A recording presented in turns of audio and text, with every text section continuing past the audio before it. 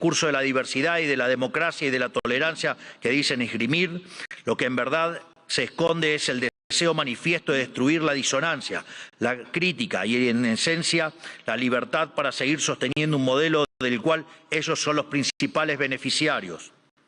¿O acaso no escuchamos estos días cómo ciertas autoridades europeas importantes, bastante rojitas, por decirlo de alguna manera, digamos, llaman abiertamente a la censura? O que en realidad no hay censura, pero sí hay que callar a los que piensan distinto a la ideología woke. ¿Y qué clase de sociedad puede resultar del wokismo? Una sociedad que reemplazó el libre intercambio de bienes y servicios por la distribución arbitraria de la riqueza a punta de pistola. Reemplazó las comunidades libres por la colectivización forzada. Reemplazó el caos creativo del mercado por el orden estéril y esclerótico del socialismo. Una sociedad llena de resentimiento, donde hay solo dos tipos de personas: quienes son pagadores netos de impuestos por un lado y quienes son beneficiarios del Estado por otro. Y no me refiero con esto a quienes reciben asistencia social porque no tienen para comer.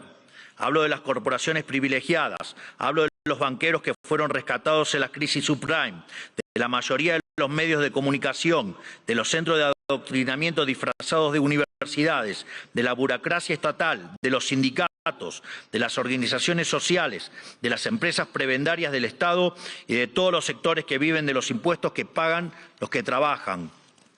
Hablo del mundo que describe Ayn Rand en La rebelión de Atlas, que lamentablemente se ha materializado.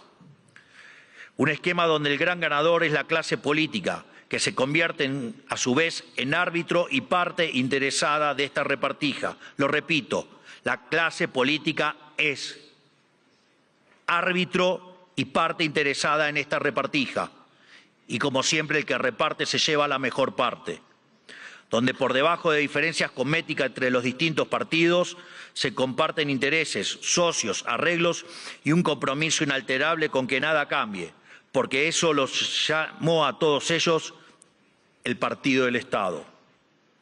Un sistema que se esconde detrás de discursos bien pensantes donde, según ellos, el mercado falla y son ellos los encargados de solucionar dichas fallas con regulaciones, fuerza y burocracia. Pero no existen las fallas de mercado, lo repito nuevamente, no existen las fallas de mercado. Dado que el mercado es un mecanismo de cooperación social donde se intercambian voluntariamente derechos de propiedad, las supuestas fallas de mercado son una contradicción en sus propios términos.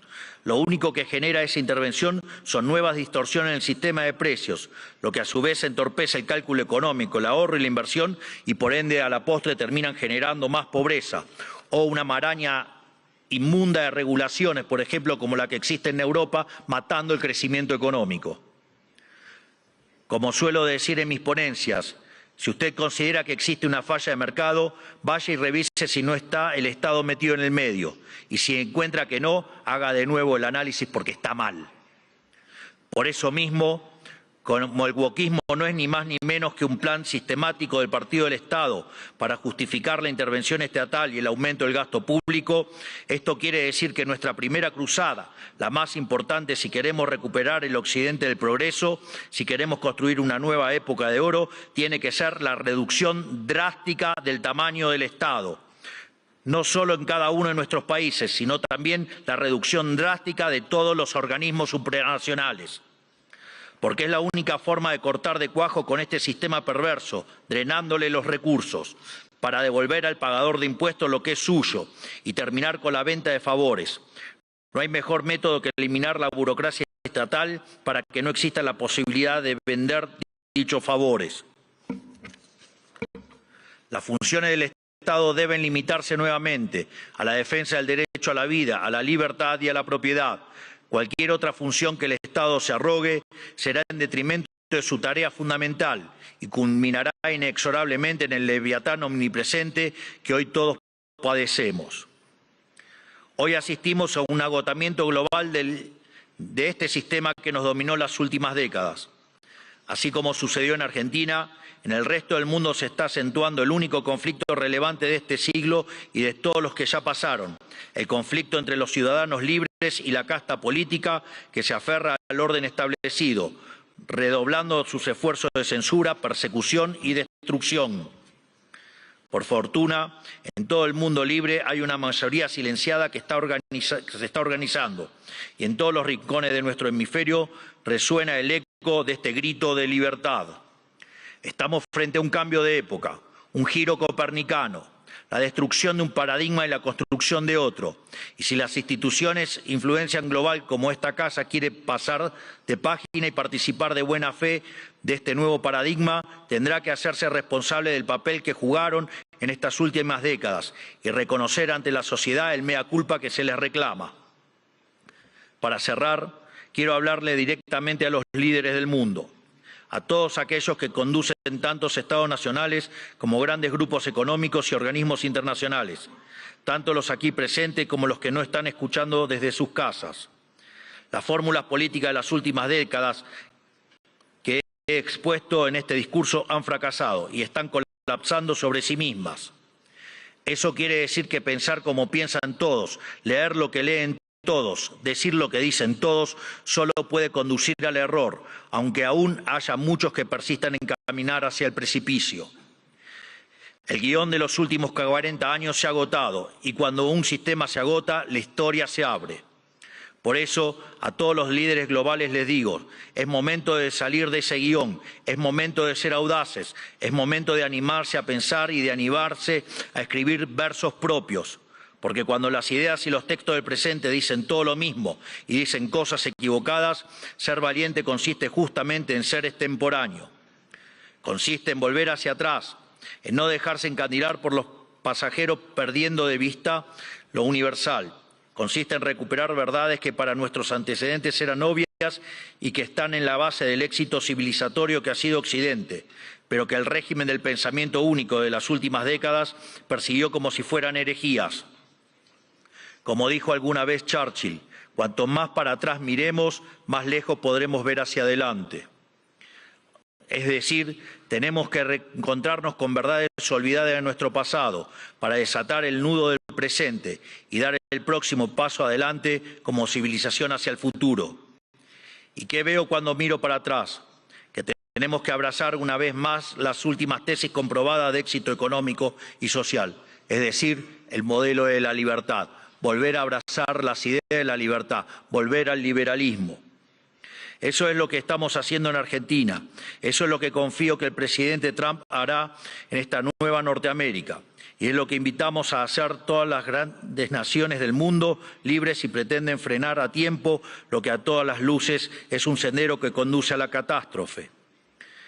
En definitiva, lo que les estoy proponiendo es que hagamos a Occidente grande nuevamente. Hoy, al igual que hace 215 años, la Argentina ha roto sus cadenas y los invita, como dice nuestro himno, a todos los mortales del mundo a oír el grito sagrado: libertad, libertad, libertad.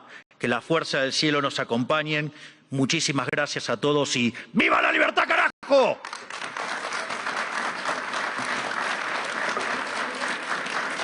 Muchas gracias, presidente.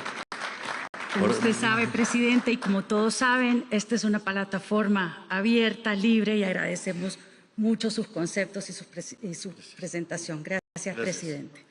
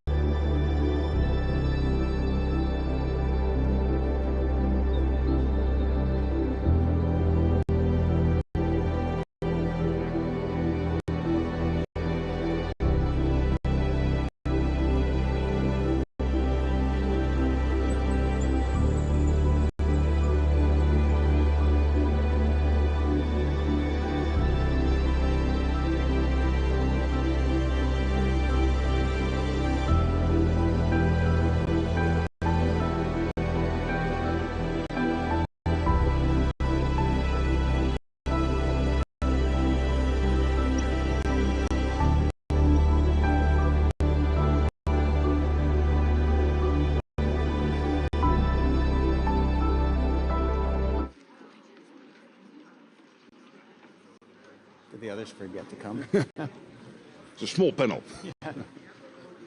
Well, we can do this. You and me, 45 minutes? So we can easily do that. No problem.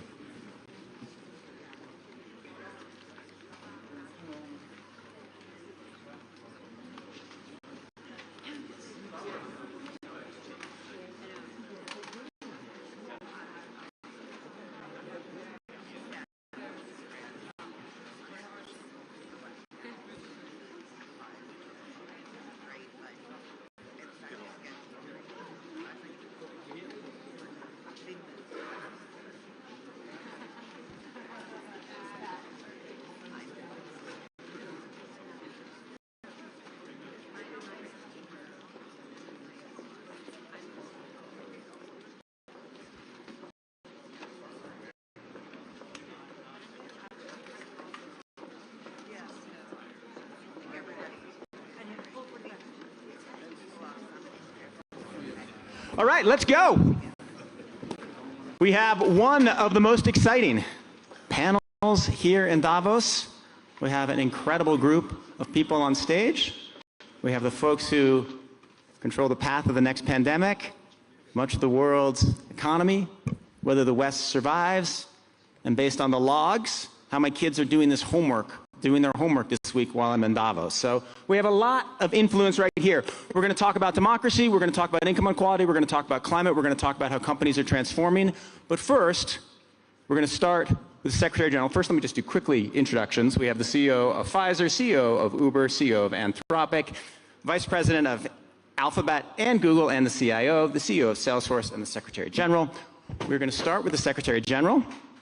Secretary-General, how are you? I'm fine. How are you doing? Wonderful. And how's the group doing? Good to see you all. Wonderful. First question for you.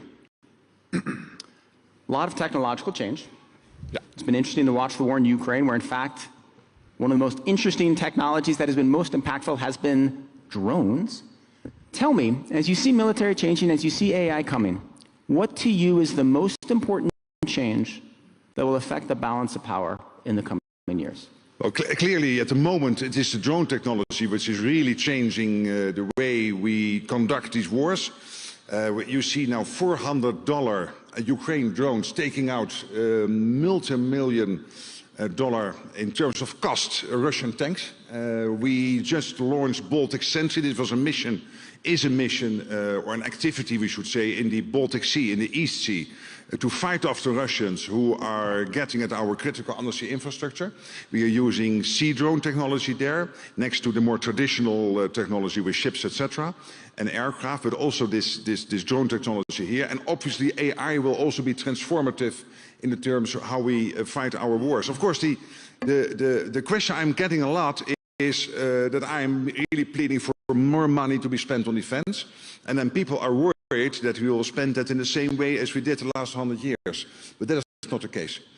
Yes, we have to spend more. We are spending now on average here in Europe 2%. It has to be much more.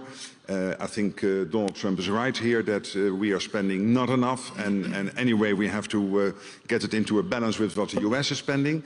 But particularly here we have to look out for the industry base. So what our defense industry is producing, and they are not producing enough. But also in terms of innovation, we are too slow in innovating. One of the problems here we have is that the better is the enemy of good. It all has to be perfect. But it doesn't have to be perfect. When Ukraine is fighting this war, on a 1 to 10 scale, they can settle for a 6 or a 7.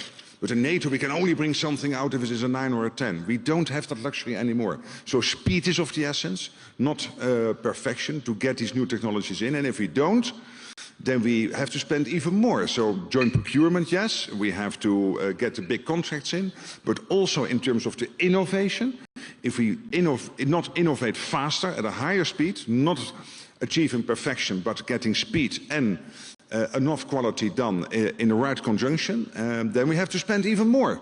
And it is already a big drain, of course, on society's defense spending, and we need more of that. So in that sense, technology is a crucial factor, Well, the speed of transformation is actually a wonderful segue, because when I look at this panel, which covers so many diverse areas of the world, one of the things that most people have in common is they are running businesses that are going to be radically transformed by technology. So Mark, I want to go to you. one of the terms that people often say is creative destruction. How do you take a company that is very successful at one thing and radically transform it? You've been talking about doing that at Salesforce. Tell me, what is the hardest thing about the transformation you're going through right now? Well, I really appreciate it, Nick. I mean, I've never been more excited about my job and about my industry. I mean, it's incredible what is going on right now. It's really a phenomenon. This is just in a moment that none of us will ever forget. And I just thinking about this, talking to so many of my friends here at the World Economic Forum, and we were just in the IBC, the International Business Committee, which was 250 CEOs, and you were running a panel, Nick. And I was saying, said to the group, we're going to be the last CEOs. We are the last CEOs who are only going to be managing humans as our workforce. That from this point forward, this is the marking, that we will be managing not only human workers, but also digital workers. And that is just incredible. And I just look right here at Davos. Now, Salesforce runs all the information management for Davos. It has for more than a decade. So, of course, when you're on the Davos apps and you're going through all the lists of all the sessions and who's attending and all that, and you figure out how to make the most productive use of your week, you're using all this Salesforce technology. But this is the first Davos that you'll notice that right on the Davos app there is an agent. And this AI agent is there to help you, to be your guide, to be your partner in making sure that you're able to have a great Davos. And what it does is it goes back and it looks at every session you've ever attended, because all of that is recorded as you badge through the conference, and every session that is available, and everybody that's here. And then that agent can say, yes, this is the thing you need to do in Davos to be really successful right now. And it uses the best large language models, but also the best machine learning, the best intelligence. It delivers the highest accurate result. It's delivering a 95% result for Davos attendees because it has access to so much data that has been collected here over so many years. And it's a great example of very practical AI. And I'll say another example is that we also met in the same meeting Dave McKay, the CEO of RBC, Royal Bank of Canada. And he's got this incredible wealth management business that he runs, and he's a leader in this area. And they've built this agentic layer. Agentic layer means he's built agents around his business that augment his workforce. So in addition to his sales workers and his service workers and his support workers, he uses an agent force, just like we're using here to run the Davos. And so that's just fascinating to me that we are at that moment that we're going to say, yeah, this is when humans and AI are working together to create a higher level of success. I really appreciated your agent, Mark, actually, because I was out on the promenade at 2 a.m. and I'd had 7 drinks, and the agent, having studied all my previous Davoses, said stop and sent me to bed. So thank you very much. Ruth, you have this company that has built one of the most successful products in humankind history, a search engine. It's going to have to transform, in many ways, into an answer engine. Building a business model around that is hard. It will change the way you make money, and it will change the way a lot of companies that relied on the search engine make money. So explain the trade-offs as you make this transition. Well, first of all, it's great to be here with you, with everyone. Since inception, Google has been focused on long-term investing with the sense that technology changes and we're going to have to evolve throughout time. And if you think about it, Google started as 10 blue links. It then went to text search. It went to voice search. We're now living in a world with multimodal search. But we've been infusing search with AI for many years now. Billions of people are benefiting, whether it's as simple as autocomplete or searching photos. You just take it for granted. And multimodal search is exciting. What you can do with this product we call Lens. For those of you who haven't used it, you take your phone with the camera, you can take a photo of anything and search through that, find any information, product, availability, price, anything in nature, you name it. 20 billion searches a month through Lens. So this has been a constant evolution, and where we are now, leveraging Gemini, is looking at AI overviews, which you can think of as a sort of an umbrella, your cockpit, that then helps guide you and takes you to different places. And what we're seeing is more complex queries, longer queries that go into greater depth, It's expanding in terms of demographics. The youth in particular are looking at the ability to ask multi-part queries. And so it's continuing to enrich the search experience, which is what Google has been about all the time. And our investment, I'm frequently asked, consistently is around being ahead of and evolving where will search go, given the extraordinary experience that we can deliver for all of that. And this didn't start now, this evolution. We started Google Brain, our first AI entity, many, many years ago. We acquired DeepMind back in 2014 with a view that at some point we would be at this moment where we're all experiencing and living it, and it feels like a vertical lift. And what's exciting about being there, and I would say it's important for anybody today leading a company, leading a country, is we're all tech-enabled and have the opportunity. If you're not planning and investing for long-term growth, you're going to be sowing the seeds of your own destruction. And so where we're sitting is an extraordinary position where we're leading on science and innovation. So we won, as an example, Demis Hassabis, John Jumper won the Nobel Prize this year for their breakthrough in science. It's where we view ourselves as looking at science at digital speed.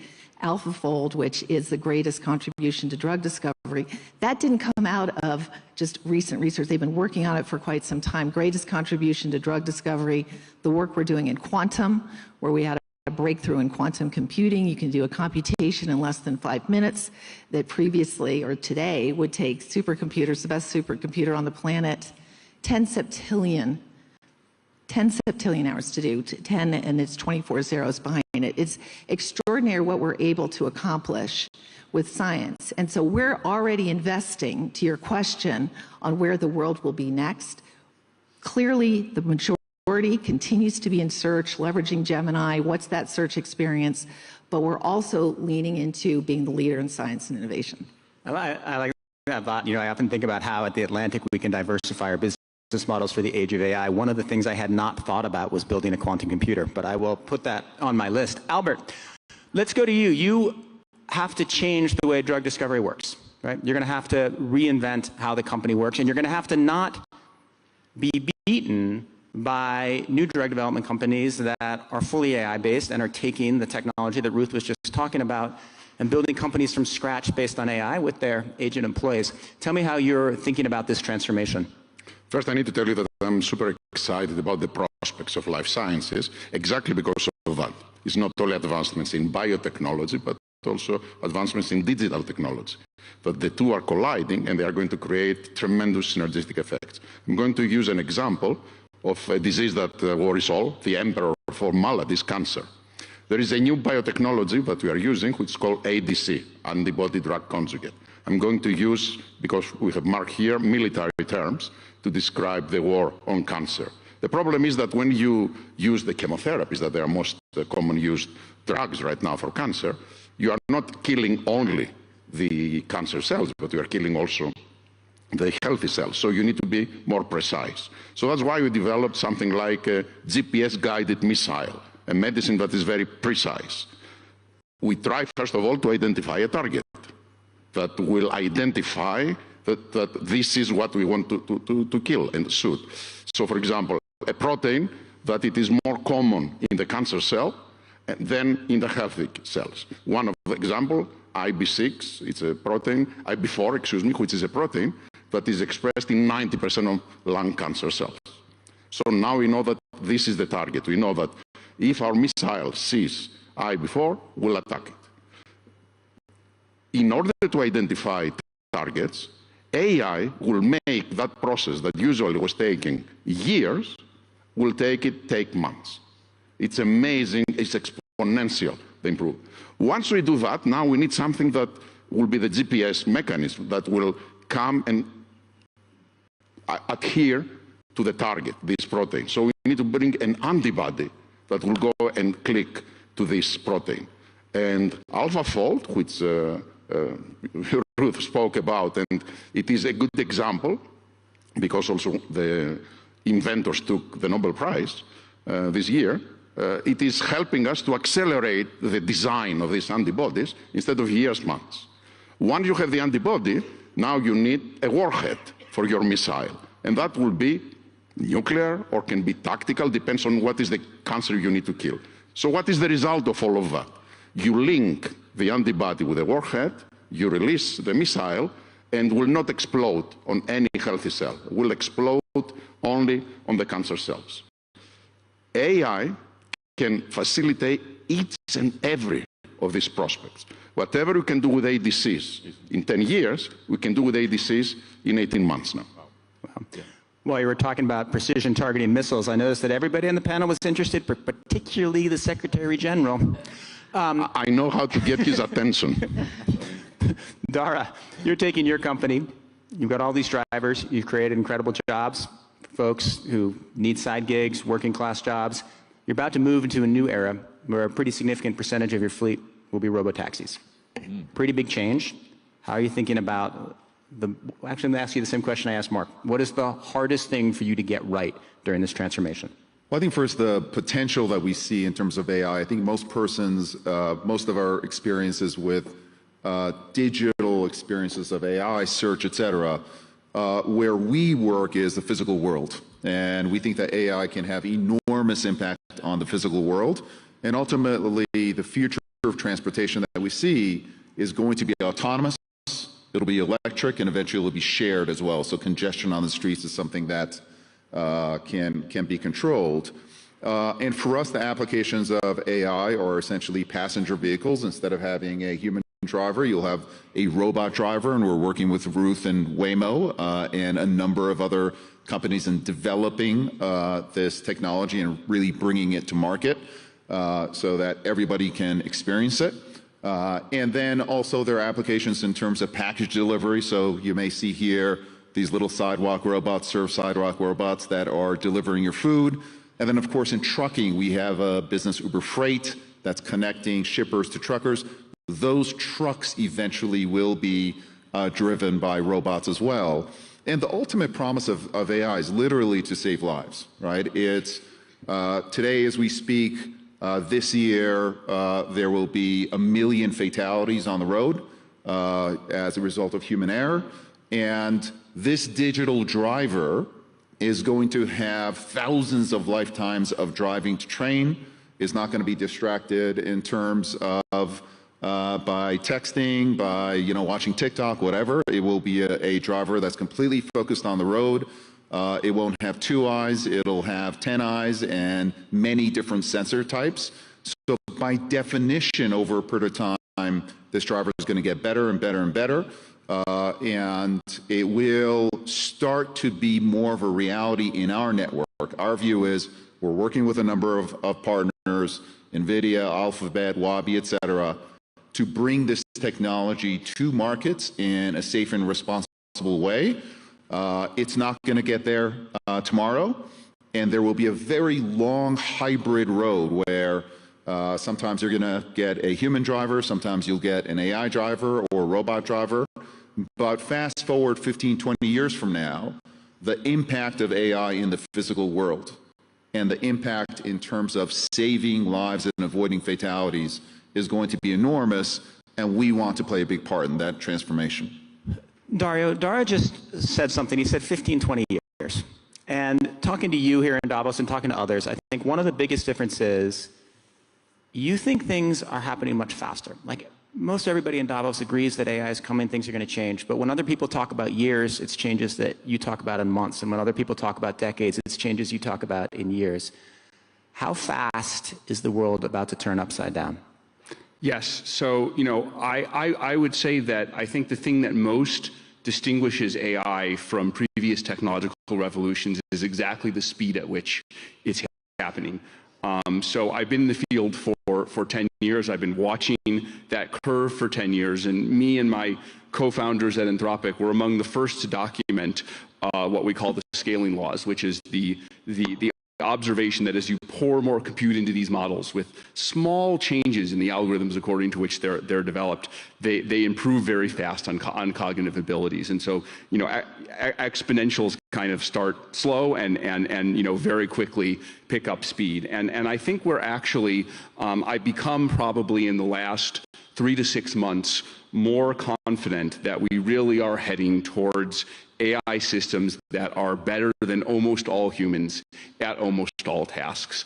My guess and I'm still not certain of it, but I think with some of the things we've seen with models starting to be as good as PhD students in areas like math and programming and biology, it is my guess that by 2026 or 2027, we will have AI systems that are broadly better than almost all humans at almost all things. I see a lot of positive potential, that's an understatement, for how this kind of AI can be applied. You've heard about a lot of these areas, right? From military applications to, in the workplace, to self-driving cars, to applications in biology and health, which are very near and dear to my heart because I used to be a biologist, and I think that's maybe one of the opportunities to offer the most improvements in human welfare. In line with the thoughts on longer timelines for self-driving cars, I think what is going to hold us back most in positive applications is the physical world and limitations on human institutions. So I wrote an essay about this transition, about powerful AI. If this really does happen, what will we be limited by? And so the term I used in this essay was marginal returns to intelligence. Economists talk about the marginal returns to capital, to labor, to land. A way we're not used to thinking about things is, what if we have millions of copies, I called it a country of geniuses in a data center, of agents that are better than humans at everything. What limits? Do we just immediately solve all of the world's problems? I don't think that happens. For example, self-driving cars are difficult. So I think we're going to be limited by the physical world, by deployment cycles, and often by laws. If we take the pharma case as an example, we still need to run clinical trials. There's still physics and biology, but I think the AI systems will get better at things that used to be late-stage clinical trials can become early-stage clinical trials. Things that used to be early-stage clinical trials can be done in vitro. Things that can increasingly be simulated. I do think there will be a great acceleration.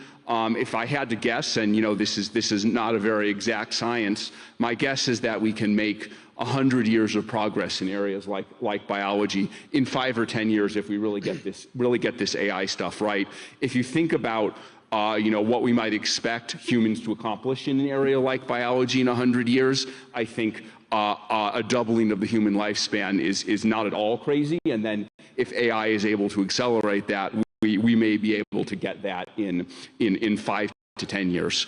That's kind of the grand vision. At Anthropic, we are thinking about, what's the first step towards that vision, right? If we're 2 or 3 years away from the enabling technologies for that, the way we've been thinking about it is, all this describes productivity in the workplace, right? Even very high-end productivity for, cures for diseases. So we're working on something called a virtual collaborator, which is the idea of having, an early version of this, not necessarily smarter than a Nobel Prize winner, but capable of doing relatively high-end tasks in the workplace that can, open up Google Docs, that can use Slack, that can interact with its coworkers to perform tasks over hours to days, and that you only have to check in with every once in a while, like a manager would check in with an employee. Mark said, this will be the last generation of CEOs that only manages humans.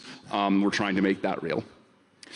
Secretary-General, you want to jump in? Yeah, building on this, because what I'm seeing in my work, in my job now, is that what is holding us back in terms of speed of applying AI, exactly as you're saying, is the traditional structures, the bureaucracies. And basically you have 3 types. One, of course, is when there is no war, then the only way to leverage this new technology is to make sure that you work with small and medium-sized enterprises, with startups who are really leading edge here. So in NATO we have all these systems, Diana and investment fund, etc., to make sure that you work with academia and with the startup sector. But it's not easy, because the system was used of building these huge tanks, huge fire jets, etc., and ships, what have you, and not implementing necessarily this latest technology.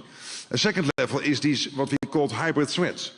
which can be quite scary, these hybrid threats. It can be an assassination attempt on the boss of Rheinmetall. It can be a cyber attack on the NHS in the United Kingdom. It can be the jamming of commercial flights in the Baltics. And of course, getting at the critical undersea cables like between Estonia and Finland.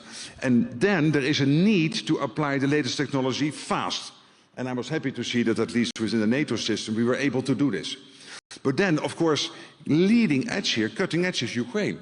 What they have to do is to implement every 2 weeks the newest technologies to stay in front of, in terms technology-wise, the Russians. But the Russians are copying what the Ukrainians are doing also in 2 weeks. So these technologies, including the use of AI and how we can speed up the bureaucracies to do this, is really key. And I'm absolutely optimistic, like all of you, when it comes to AI.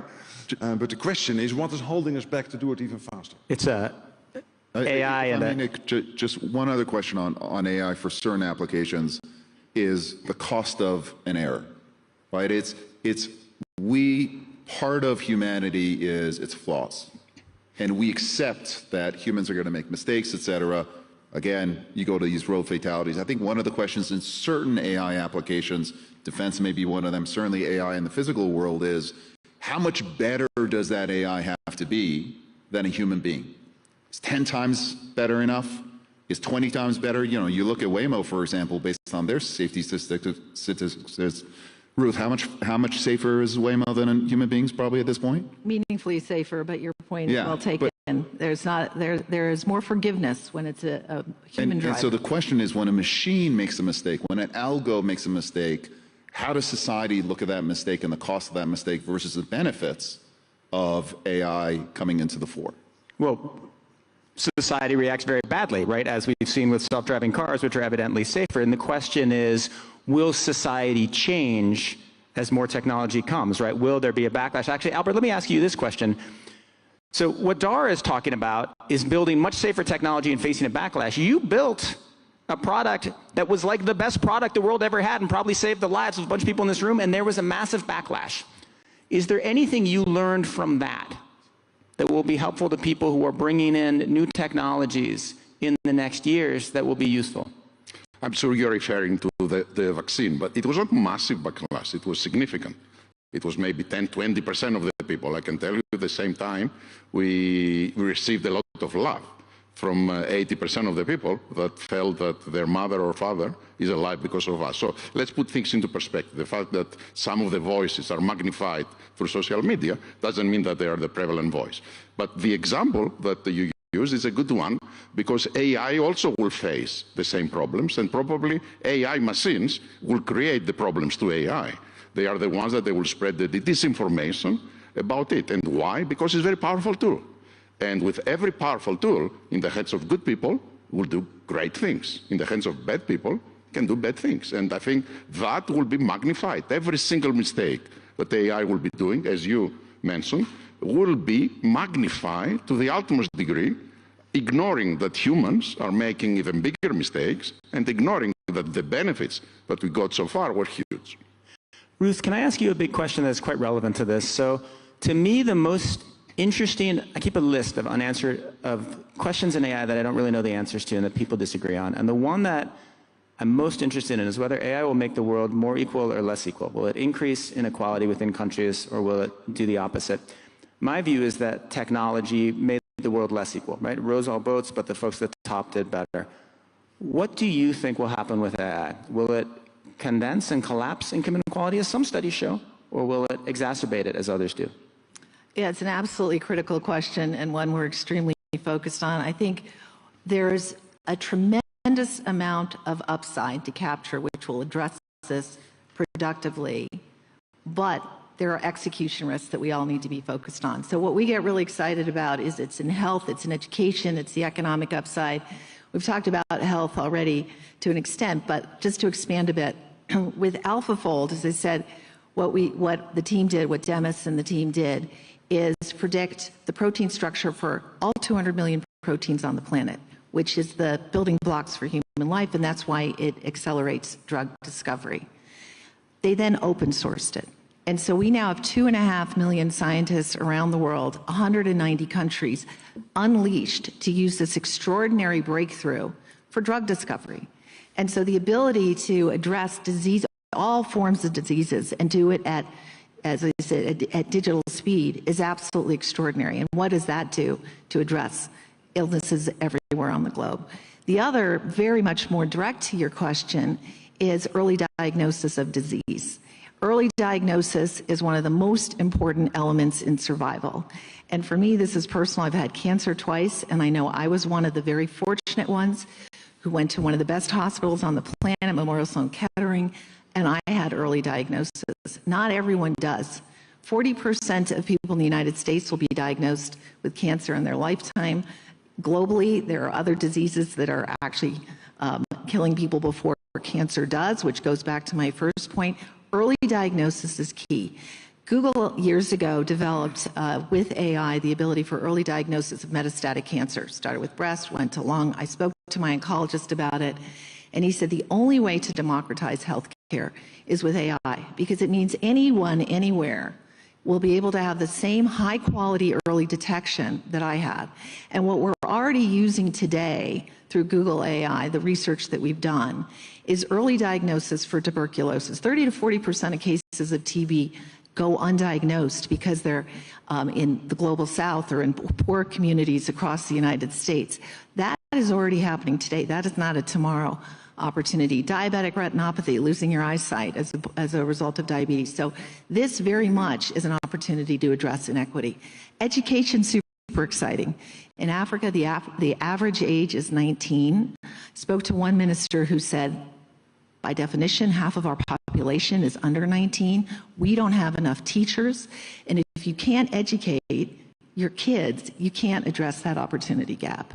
You know, I grew up, my parents always said, education is your passport to freedom. We firmly believe that.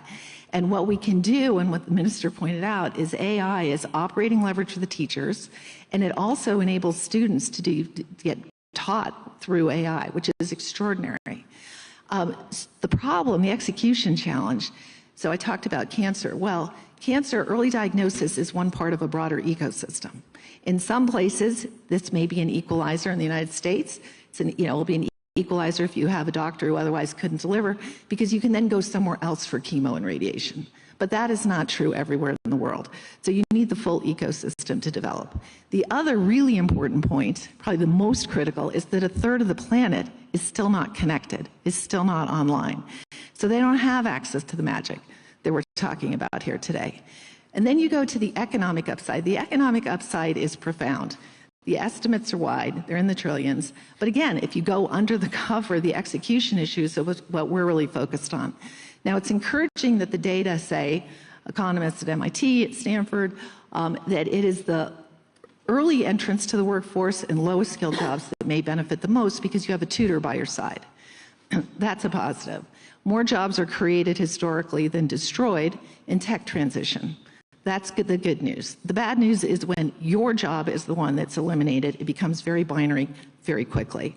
And so we're doing quite a bit of work, as are many others, on workforce empowerment, for workforce training, getting people ready for what those new jobs are, and there are extraordinary jobs that are available, but that's something that we cannot take for granted. And the final point, wherever I travel around the globe, what I hear from global leaders is they want their country to be a part of the digital transformation because they see these upsides, the economic potential, the potential around healthcare, education, agriculture, you name it.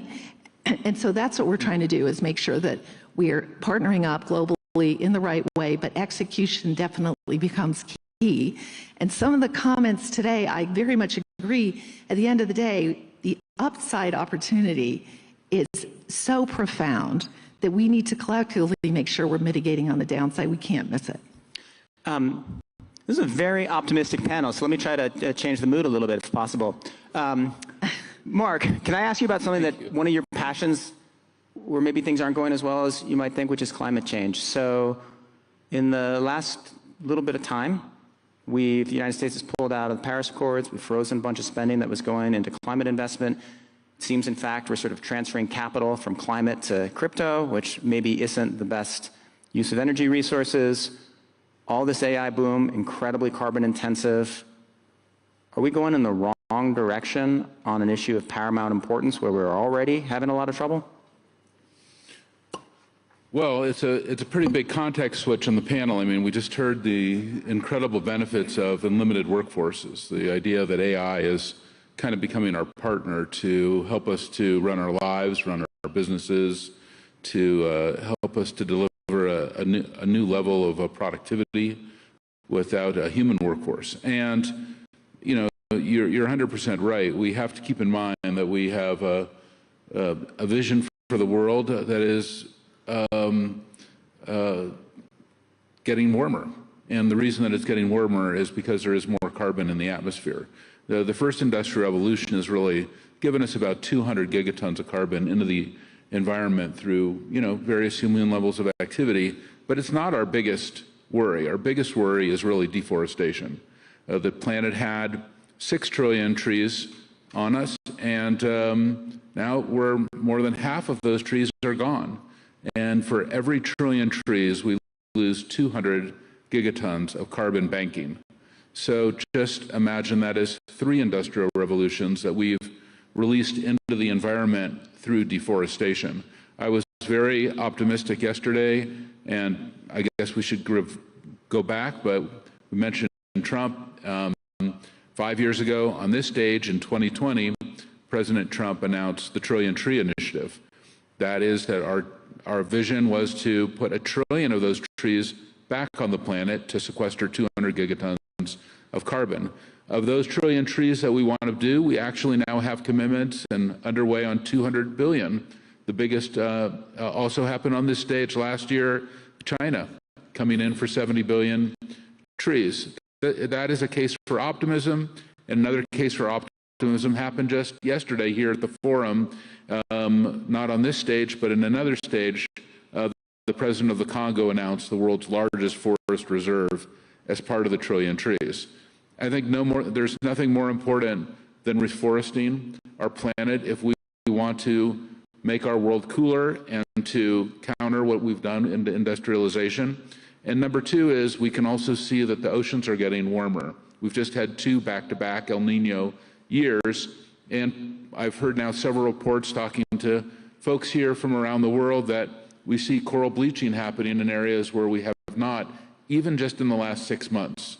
So whether it's coral bleaching, overfishing, whether it's creating more marine protected areas, getting to our vision of protecting 30% of the oceans by 2030, and getting the plastics out of the ocean. We're on the verge of the UN High Seas Treaty. This is probably one of the most fundamental things the United Nations can do this year. And the second is the UN Plastics Treaty. We have to get the plastics out of the ocean. So we can all think about this as a case for optimism in the environment, and AI is an accelerator on all of these ideas. So net, do you think that AI, its ability to help us, model plastic flows in the ocean, for example, and figure out how to extract it more efficiently and maybe build carbon capture systems, net, AI will be positive for climate, even though it has huge energy costs? Net, I would say that the most optimistic thing that I've seen in getting the ocean plastic out of the ocean is, number 1, making sure it doesn't get in the ocean. So robotics has advanced with AI, and we see entrepreneurs like Mark's colleague from the Netherlands, Boyan Slat, who has developed robots that sit in rivers in critical areas in Asia or in South America that prevent this plastic from getting in the ocean in the beginning. That just wasn't possible 10 years ago. Now we see, the ability to extract millions, hundreds of millions, billions of tons of plastic that's already in the ocean, but we have to also keep it from going there. We also announced a plastic initiative here at the World Economic Forum. How do we get to bioplastics? This idea that the plastic that's in the ocean is kind of the nuclear waste of our age. It's going to be there for a long time. We already see the infusion of that plastic into plankton. We now know the fish are eating the plankton, ingesting the plastic, and we know where that goes in our food chain right into our bodies. And I don't think any of us want what's happening, and I don't want to go into the details because it just, turns into, it'll take away the case for optimism around human health. but we want to have a healthier food chain, and getting plastic out of our food chain is so important. Well, since in Davos I only eat green room granola bars, haven't had any plastic, but I do think this is an extremely important cause. Dario, let me go back to your essay, which you mentioned earlier, Machines of Love and Grace. One of the most interesting parts, and I think something that ties into what Ruth was just talking about, something that has come up on stage, is the prospect for sort of stable democracy where people trust the government. And it's an extremely optimistic essay, but what's so interesting is there's a point where you're not as optimistic, and you say you're not sure whether AI is more enabling for democracy or more enabling for authoritarianism. So explain what you mean and explain what you think, and then we'll have the others comment on that, because that's pretty important.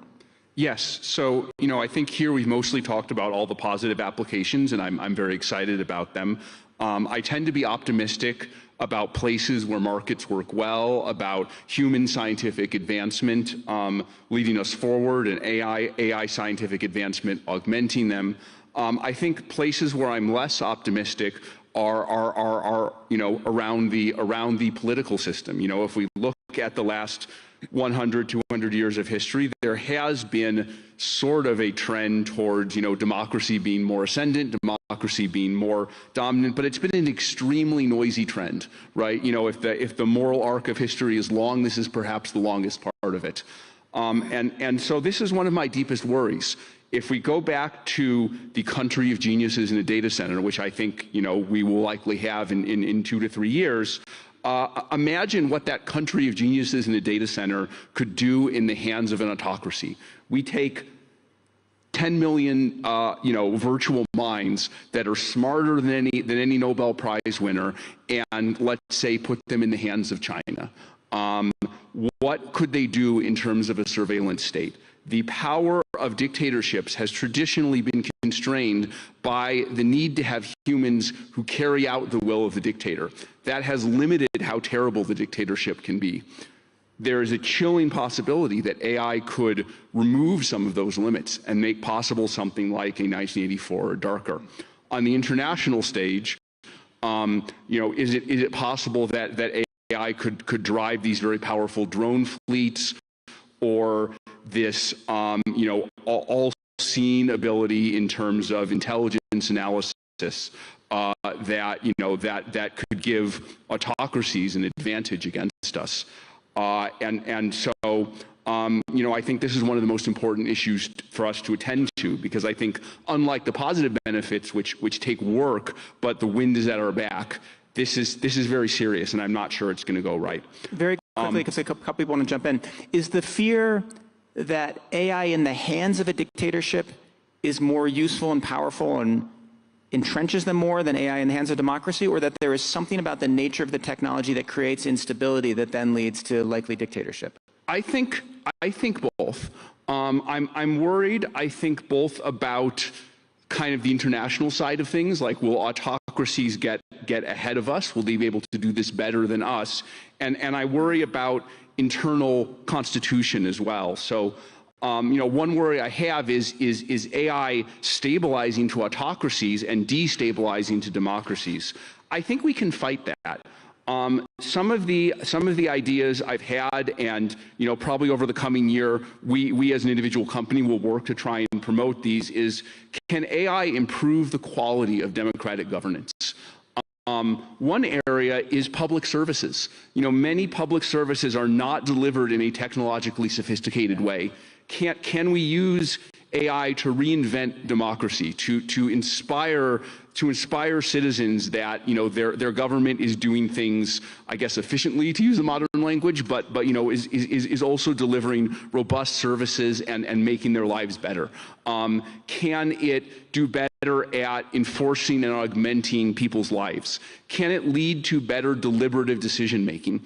About a year ago, we did some research with something called the Collective Intelligence Project, which was focused on collective decision making. Can AI allow people to debate and discuss with each other and come to the truth better? Can it summarize positions? Can it encourage better processes of democratic deliberation?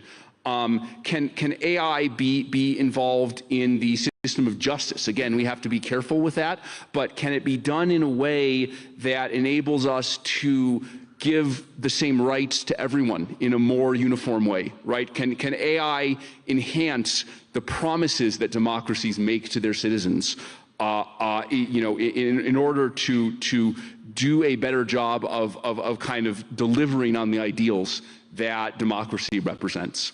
All right, Ruth?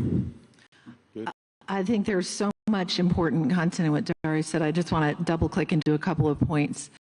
First, it's imperative that the West stays ahead, that the U.S. stays ahead with all that we're doing with AI, because the best approach is to have the strongest defense be ahead. And that's what we've done as an example with cybersecurity. You need to be ahead of those who might want to disrupt, take things down, and attack in the wrong way. And so that requires a pro-innovation regulatory environment that doesn't put sand in the gears. We need to be bold and responsible, but we need to make sure that we have the ability to maintain the lead. Currently, we think the U.S. is ahead in models by at least a year, and chips by at least a year. But if we were here a couple of years ago, that gap was wider. It is narrowing, and we cannot take for granted that we will continue to be in the lead.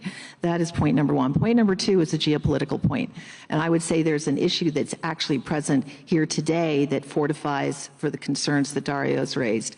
I've already noted that wherever I go, what I hear from heads of state is they want to be part of the digital transformation.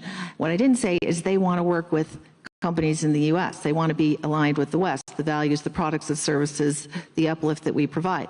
But they're also very clear that in the absence of us being there, they will be part of the digital transformation and they will partner elsewhere. And so I think it's imperative when we think about, for example, U.S. policy, the AI diffusion rule that came out a couple of weeks ago, how can we engage and work with our allies globally? It's about the technical infrastructure that enables the product solutions that reflect Western values. It's about the education that you can then also provide. So I think those are really key. And I absolutely agree with Dario that we should each see anyone running the public sector. There's a massive opportunity to deliver better services more efficiently in a way that says we are working for you. And the number of examples in provisioning service, doing it around the globe where you can respond in a more timely way to needs, whether it's payments, whether it's information that says we are working for you and we are doing it efficiently. And one of my favorite stats that has actually a bunch of lessons that come out of it is Google 20 years ago started on this journey of Google Translate. We now translate in 260 languages. We added 110 languages in the last 6 months alone as a result of AI. The point is, wherever we are, even for example in the state of Minnesota in the United States, when they said we want to be more productive, they asked us to deliver these services and solutions initially in 4 languages. They then added 26 more languages. We are there to serve. The other point is it's a vertical lift. So it underscores this 260 languages, 110 in the last 6 months. Anybody who's on the front foot of leading a company or a country, you need to move fast because that's what AI is doing. And if we're not, the other guys are. All right, we're out of time, but Mark, I want you to give one final thought to wrap up how we're going to save Western democracy here. Well, I would say that AI on balance is very good news for the Western democracy because it gives you access to a huge fund of wisdom and information. And many of my friends have shut off Google and are just using AI tools, even as a search engine, to get to the latest insights, etc. So I do believe we can be generally optimistic. The reason why voters are not any longer voting for the centrist parties and flocking to the extreme right and extreme left wing is because the centrist parties, the liberals and the Christian Democrats and the Social Democrats, have not given answers to the 2 biggest issues of this time. And that is migration, 1, and 2, how to rebalance climate change with making sure that our economies stay competitive. And if we don't do that, and the centrist parties are not allowing for answers to these questions, then it is not the voters turning in the wrong way, it is the centrist parties delivering a bad deal. And this has nothing to do with AI, this is just basic politics. You have to deal with the issues the voters want you to deal with. All right, thank you very much. Fabulous panel, fabulous discussion, lots of big topics. Thank you all, and now let's go have lunch. Thank you. Thank you so much.